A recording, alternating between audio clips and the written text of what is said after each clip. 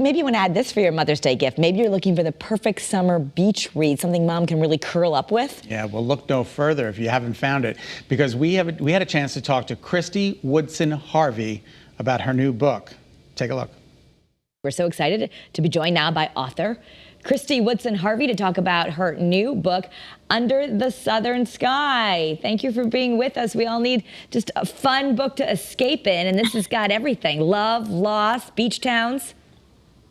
Well, thank you so much for having me. I really appreciate it. And yes, it does. It has all of those things. I agree. It's a really good escape for right now, I think. Slip it in your beach bag or give it to your mom for Mother's Day. Kristy, how much of this is based on people that you know in your life, if anything?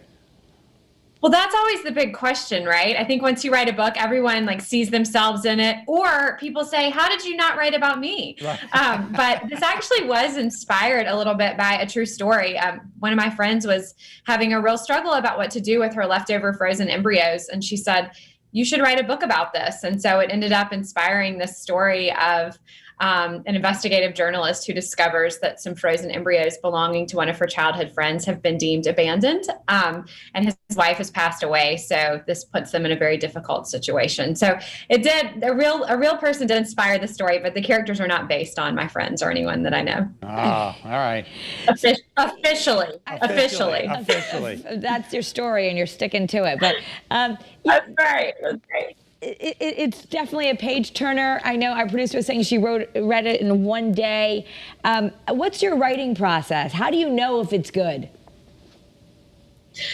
Oh, you know if it's good once it comes out and everyone tells you if they like it or they don't.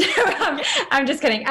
So I actually I don't have an outline or anything like that. I really just sit down, and I normally have a little bit of an idea of a story, but I really just let the characters lead me as they go along. I say it's kind of like meeting new friends. You know, you meet someone and you have these ideas about who they are, but as the story goes along, you really get to know them better. And, you know, sometimes you end up getting to the end and changing a whole lot. And sometimes you think the story's right where it needs to be. But I also have, really great editorial team that will sort of say, I think you went off track here. And so there's always some negotiation there. But it's always really gratifying to have one come out and to have it be really well received. So I'm very, very grateful for that. And you're a graduate of the University of North Carolina, Chapel Hill School of Journalism. Is that right?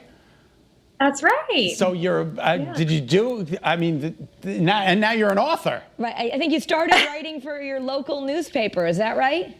I did, yes. When I was 16 years old, I had my first newspaper column. Actually, my very first story, this is a very distinctly Southern thing, was about a squash that someone grew that looked like Elvis Presley. So only in a small Southern town can that be a newsworthy thing. But that was my very first story. I really relate. My first TV job was in Charlottesville, Virginia, so I know. So, some of the things that are newsworthy, you're like, really? But, something good must have come out of it, because here I still am all these years later. Which is great. Oh, my God. That's so, I just love it. You also are into interior design? Yes, I have an interior design blog called Design Chic with my mom, Beth, and it's been great. We've done it for about 10 years, and so it's always really fun to use the blog to get inspiration for the houses and my books and my stories. And there's an old family home at the center of this story that holds a lot of secrets, and actually ends up really directing some of these characters on the path that they end up going down. So it always works its way into the stories. Well, thank you so much for being with us. It's always fun to talk to the author and find out what they were thinking when they were writing the stories. So thanks so much for being with us. And the book, again, is Under the Southern Sky, and it's out, and you can get it everywhere. Thanks so much for being with us.